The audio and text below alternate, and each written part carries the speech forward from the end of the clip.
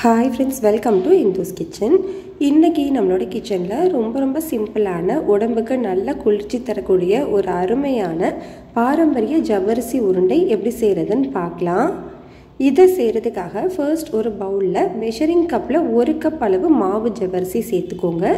நம்மளுக்கு கண்ணாடி மாதிரி இருக்கிற நைலான் ஜவ்வரிசி சேர்க்கக்கூடாது. இந்த மாதிரி மாவு ஜவ்வரிசி தான் சேர்த்துக்கணும். கடையில் அந்த மாதிரியே கேட்டு வாங்கிக்கோங்க. இப்போ இந்த 1 கப் ஜவ்வரிசிக்கு 1 கப் அளவு நல்ல சூடான தண்ணியை கொஞ்சமாக சேர்த்து மிக்ஸ் பண்ணிக்கணும். தண்ணி நல்லா கொதிக்க வச்சுட்டு அதுக்கப்புறமா சேர்த்துக்கோங்க. அப்போ தான் நல்லா ஊறி வரும். ஒரே நேரத்தில் மொத்தமாக சேர்த்துடாமல் கொஞ்சமாக சேர்த்து நல்லா மிக்ஸ் பண்ணி விட்டுக்கலாம்.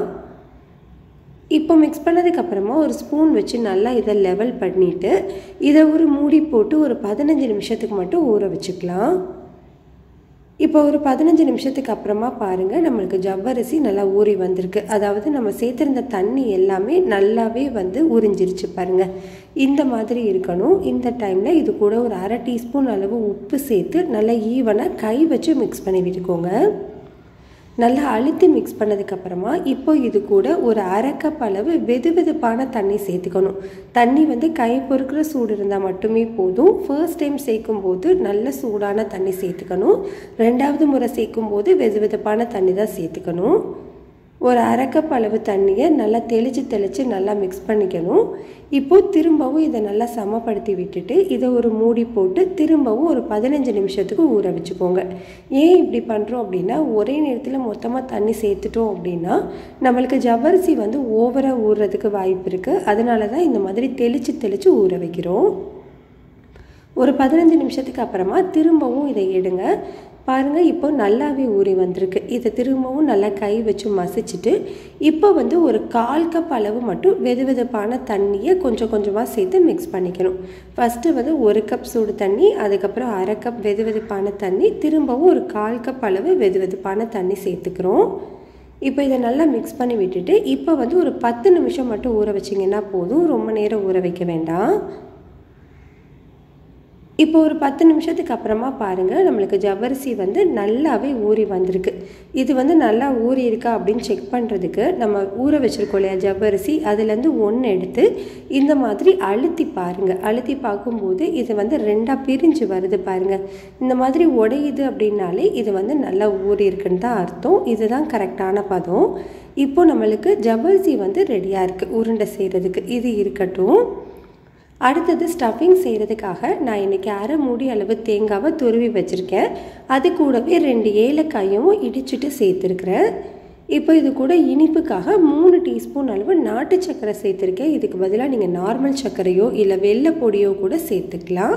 இதை நல்லா மிக்ஸ் பண்ணி விட்டுக்கோங்க. இதுதான் இந்த உருண்டைக்கான ஸ்டஃபிங். இது ரெடி ஆகிடுச்சு. இது தனியாக இருக்கட்டும்.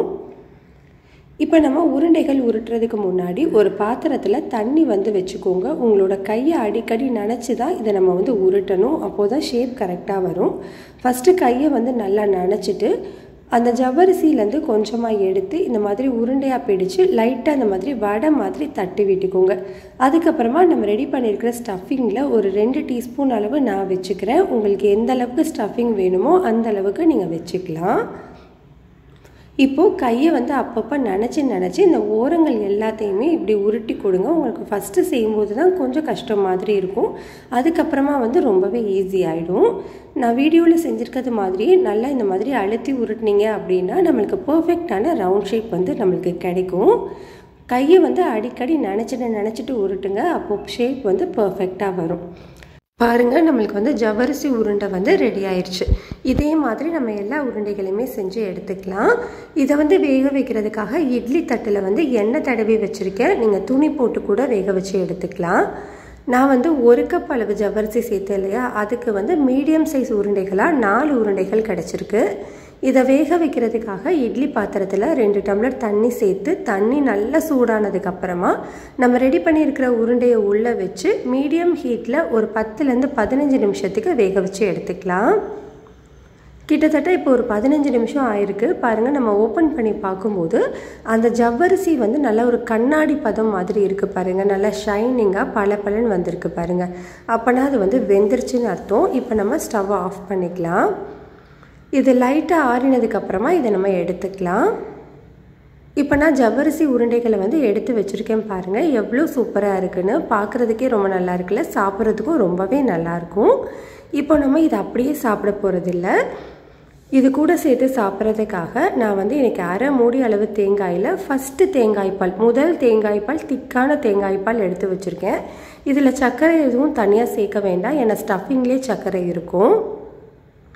இப்போ நம்ம ரெடி பண்ணியிருக்கிற ஜவ்வரிசி உருண்டைகளை வச்சு அது மேலே வந்து தேங்காய்பாலை சேர்த்துட்டு சாப்பிட்லாம். உங்களுக்கு இனிப்பு கொஞ்சம் அதிகமாக வேணும் அப்படின்னா நீங்கள் தேங்காய்பால்லையுமே நாட்டு சர்க்கரையோ கூட சேர்த்துக்கலாம். ரொம்பவே டேஸ்ட்டாக இருக்கும். குழந்தைங்கள்லேருந்து பெரியவங்க வரைக்கும் எல்லாருக்குமே ரொம்பவே பிடிக்கும். கட்டாயம் ட்ரை பண்ணி பாருங்கள். இந்த ரெசிபி உங்களுக்கு பிடிச்சிருந்ததுன்னா லைக், ஷேர், சப்ஸ்கிரைப் பண்ணிக்கோங்க. கூடவே பெல் பட்டனையும் கிளிக் பண்ணிக்கோங்க.